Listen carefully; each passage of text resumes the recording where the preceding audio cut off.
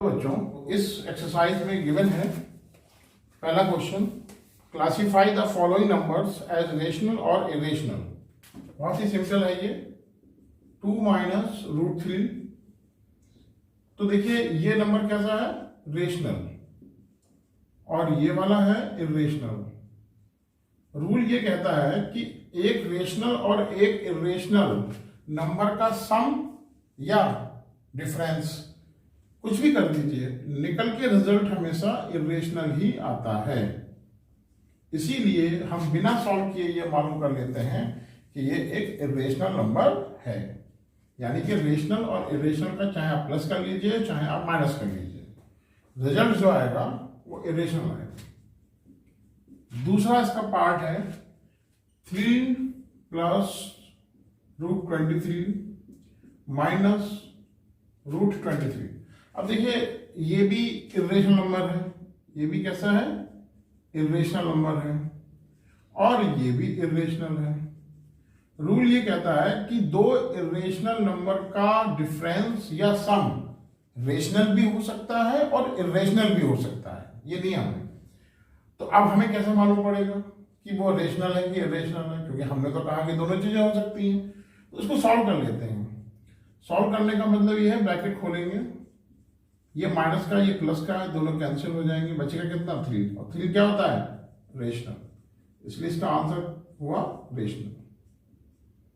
Third, तो ये third में है 1/√2। अगेन एक रूल है कि ये है रेशनल नंबर, कैसा है ये, रेशनल, और ये कैसा है, इरेशनल। रेशनल और इरेशनल का कोशिएंट, कोशिएंट का मतलब जो डिवीजन करने के बाद में जो आंसर आता है उसे कहते हैं कोशिएंट। तो जो कोशिएंट होता है वो हमेशा इरेशनल होता है, ध्यान रखना। रेशनल और इरेशनल का जो कोशिएंट होगा वो हमेशा इरेशनल होगा, तो वो कैसा होता है, इरेशनल। और फोर्थ है इसमें 2 पाई। तो देखिए पाई क्या है, इरेशनल नंबर है, और 2 क्या है, एक रेशनल है। तो रेशनल और इरेशनल की मल्टीप्लाई भी यानी कि प्रोडक्ट भी इरेशनल होता है। ये सब रूल है, ये आपको याद रखना है। यानी कि एक रेशनल नंबर और एक इरेशनल नंबर की मल्टीप्लाई भी हमेशा इरेशनल होती है। तो इस तरीके से क्वेश्चन नंबर 1 हो जाता है। अब हम करेंगे question number 2, simplify each of the following expression. तो हम इसको सिंप्लीफाई करेंगे, और ये बहुत ही इजी है, ये वाला भी आप जो कर रहे हैं हम लोग।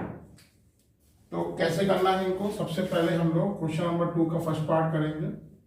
3 प्लस रूट 3 2 प्लस रूट 2। देखिए कितना सरल है ये, इसको आपको यही करके समझ में आ जाएगा। सबसे पहले इस 3 की मल्टीप्लाई इस पूरी 2 रूट प्लस 2 रूट 2 का जो है इसको मल्टीप्लाई करेंगे। फिर प्लस रूट 3 जो है इसकी इस पूरे से मल्टीप्लाई करेंगे, और रिजल्ट जो निकल के आएगा ब्रैकेट ओपन करके 3 2 जा 6 plus 3 root 2 2 root 3 plus 2 root 6। तो ये हमारा सिंप्लीफिकेशन हो गया, यही हमारा आंसर है। सिंपली आपको मल्टीप्लाई करना है और कुछ नहीं। यानी कि आपको याद होगा पहले इसकी मल्टीप्लाई इस पूरे से करते थे, फिर इसकी मल्टीप्लाई इस पूरे से करते थे, वही मैंने यहाँ पे किया है। सेकेंड इसका जो पार्ट है बहुत इजी है, वो भी 3 प्लस रूट 3 है और 3 माइनस रूट 3 है।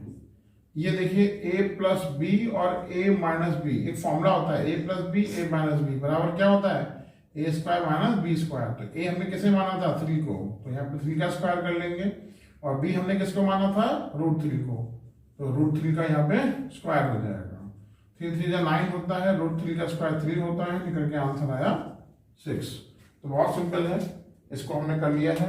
थर्ड पार्ट में है रूट 5 प्लस रूट 2 का होल स्क्वायर। तो यहाँ पे a प्लस बी का होल स्क्वायर एक फॉर्मूला लग गया। a हमने किसे माना था, रूट 5 को, तो होता है a square plus B square. b हमने किसे माना था, रूट 2 को, तो वहां का उसका स्क्वायर कर लेंगे, प्लस 2 इंटू ए बी। तो a यहाँ पे है 2, तो फॉर्मूले से आ गया। a की वैल्यू यहाँ पे रूट 5 थी और b की वैल्यू रूट 2 थी, और इस तरीके से रूट 5 का स्क्वायर 5 आता है, रूट 2 का स्क्वायर 2 आता है, और 2 रूट 10 आ जाएगा। 5 2 7 होता है, 2 रूट 10। और इस तरीके से ये हमारा आंसर आ जाता है थर्ड का। बहुत इजी है। अब हम करेंगे फोर्थ वाला। फोर्थ वाला अगेन ये सेकंड की तरह है। यहां आप देख सकते हैं हमने कैसे किया है इसको। अब देखिए ये a minus B A plus B, formula हो गया A square minus B square, यानी कि A square minus B square. देखिए आप अगर फॉर्मूला याद ना हो तो सिंपली मल्टीप्लाई कर लेना, तब भी आंसर आ जाता है। फिलहाल फॉर्मूले से क्या होगा, इजी रहता है। √5 का स्क्वायर करोगे 5, √2 का करोगे तो 2, डिफरेंस करोगे आंसर आएगा 3। इस प्रकार से क्वेश्चन नंबर 2 आपका पूरा हो जाता है। आपने एक फॉर्मूला पढ़ा था, सर्कमफ्रेंस इक्वल टू 2πr, याद है? याद होगा बच्चों को जरूर। इसको हम ऐसे लिख सकते हैं, कोई टेंशन तो नहीं है। आप जानते हैं कि रेडियस का डबल करेंगे तो क्या बन जाएगा, डायमीटर। क्या बनता है, डायमीटर। तो पाई का अगर हम निकालेंगे फॉर्मूला तो क्या बनेगा, C/डायमीटर। ये तो बनेगा फॉर्मूला, बिल्कुल। पाई की वैल्यू जो होती है वो इसी फॉर्मूले से हम लोग कैलकुलेट करते हैं। अब आपको बताना है, यह क्वेश्चन जो लिखा है उसके अनुसार इसमें लिखा है, recall pi is defined as the ratio of circumference से C of a circle to the diameter say D, that is pi equal to C/D। In diameter को D बोल दिया है। This seems to contradict the fact that pi is irrational. How will you resolve this contradiction? वो कह रहे हैं कि इससे देख के तो ऐसा लग रहा है कि ये रेशनल नंबर है, क्योंकि ये तो P/Q की फॉर्म में लग रहा है देखने में। तो इस तरीके से तो ये होना चाहिए रेशनल, लेकिन हम तो कह रहे हैं इरेशनल। तो फिर ऐसा क्यों है, इसको आप कैसे करके बताएंगे, ये क्वेश्चन में पूछ रहे हैं। थोड़ा सिंपल सा जवाब है, सुन लीजिए। जो डायमीटर है ये है क्या, एक प्रकार की लेंथ है, और जो सर्कमफ्रेंस होता है ये भी सर्किल की लेंथ ही है। जो उसकी जो सर्कमफ्रेंस है, पेरिफेरी है, उसकी लेंथ है। तो लेंथ जो होती है, जो हम लोग मेजर करते हैं, वो अप्रॉक्सीमेट मेजर की जाती है, कभी भी एक्यूरेट मेजर नहीं की जाती है। आपका कोई सा स्केल ले लीजिए, वो सब अप्रॉक्सीमेट होती है। तो चूंकि अप्रॉक्सीमेट वैल्यूज को जब आप सॉल्व करेंगे तो उससे जो रिजल्ट आता है वो भी हमेशा अप्रॉक्सीमेट आएगा, यानी कि नॉन टर्मिनेटिंग होगा और नॉन रिपीटिंग होगा। इससे भी सिद्ध होता है कि पाई एक इरेशनल नंबर है। आप करके देखना, आपको जवाब मिल जाएगा। ठीक है, तो कुल मिला के यहाँ पे थ्योरेटिकली आप ये बोल सकते हो कि the length of diameter and the circumference is approximately, therefore the ratio is also approximately, and this is just like irrational number, and hence we can say that pi is irrational। अब question number 4 है। Geometry box तैयार कर लीजिए, video को pause करके pencil और eraser, compass, ये सब तैयार रखिए। करना क्या है वो समझिए। सबसे पहले हमें करना क्या है, 9.3 सेंटीमीटर की एक लाइन बनाएंगे। इसका नाम रख देते हैं, कुछ भी रख दो, XO रख दिया हमने, XO। और जहां हमने 9.3 की लाइन बनाई उससे हमने जहां O पॉइंट है उससे 1 सेंटीमीटर और आगे बढ़ा दो, इसका नाम रख दो A। अब A और X का परपेंडिकुलर बाइसेक्टर बनाएंगे। क्या बनाएंगे, परपेंडिकुलर बाइसेक्टर। और परपेंडिकुलर बाइसेक्टर इस XA को किसी न किसी पॉइंट पर इंटरसेक्ट करेगी।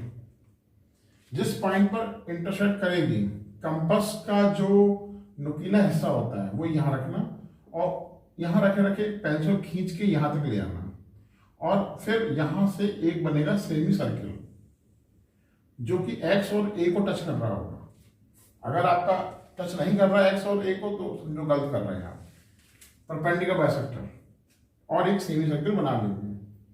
उसके बाद में यहाँ ये O है, उस पर एक 90 का एंगल बनाएंगे।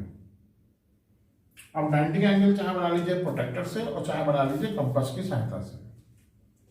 अब यहां से लेके यहां तक की दूरी नाप लीजिए, किसमें, कंपास की सहायता से। एक्यूट पॉइंट यहां रखना है, नुकीला हिस्सा, पेंसिल को यहां तक लाना है खींच के।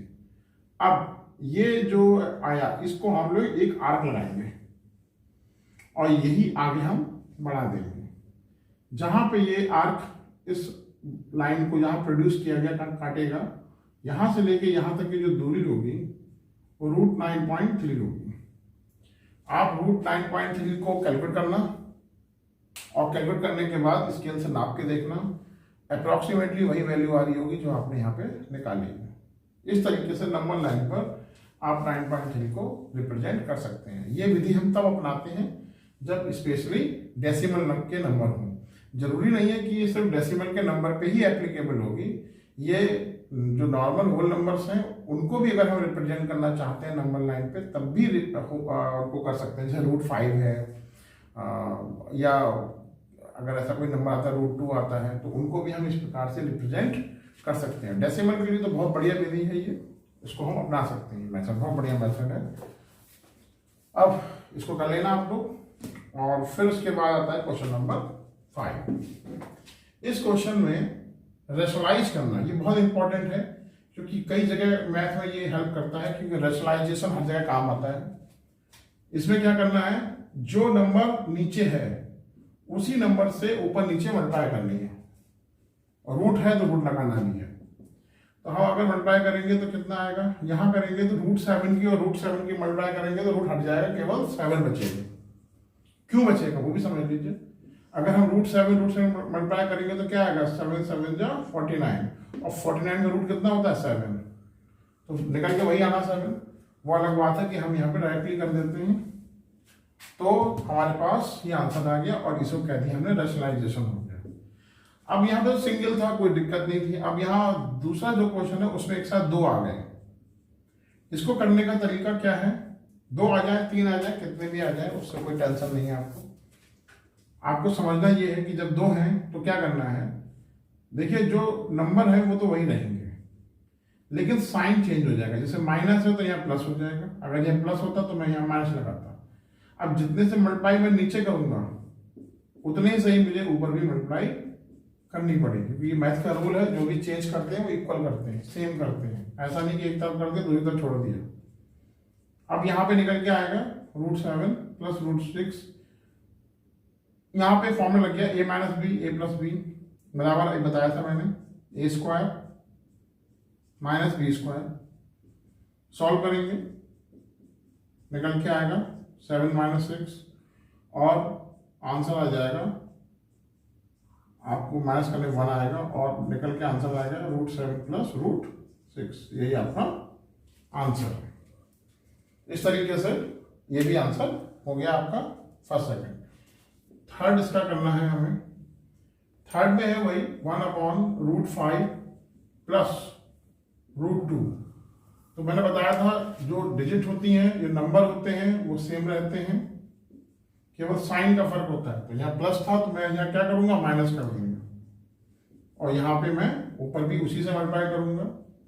निकल के यहाँ पे ये आ जाएगा और √5 का स्क्वायर हो जाएगा माइनस √2 का स्क्वायर हो जाएगा। क्यों, a plus B a minus B बराबर a² माइनस b²। ये फॉर्मूला होता है, याद रखना, ये बहुत जगह यूज हो रहा है। 8th क्लास में आपने पढ़ा भी था। √5 का स्क्वायर करोगे 5 आएगा, √2 का स्क्वायर करोगे तो 2 आएगा, और इस तरीके से जब आप इसको माइनस करोगे तो 3 आएगा। यही आपका आंसर हो गया। अब अगला है 1/√7 माइनस √2, फोर्थ वाला। इस एक्सरसाइज का लास्ट क्वेश्चन का लास्ट पार्ट है। इसमें भी आपको मैंने बताया था जैसा नंबर वही रहेंगे, केवल साइन का फर्क होगा। माइनस है तो यहाँ पे प्लस, जितने से मल्टीप्लाई नीचे करेंगे उतने से ही मल्टीप्लाई आपको ऊपर भी करनी होगी। अब यहाँ पे ऊपर तो यही आ जाएगा, यहाँ पे a minus B a plus B का लग गया फॉर्मूला, a² माइनस b²। देखो ज्यादातर फॉर्मूला यही लग रहा है, मोस्टली जब रैशनलाइजेशन किया जाता है तो यही फॉर्मूला लगाया जाता है। तो √7 का स्क्वायर करोगे तो 7 बचेगा, 2 का स्क्वायर 4 होता है, और जब आप माइनस करेंगे तो निकल के आंसर आपके पास आ चुका है। यही आपकी एक्सरसाइज है 1.5। नेक्स्ट एक्सरसाइज हम लोग करेंगे नेक्स्ट वीडियो में। तब तक के लिए थैंक यू, बाय बाय।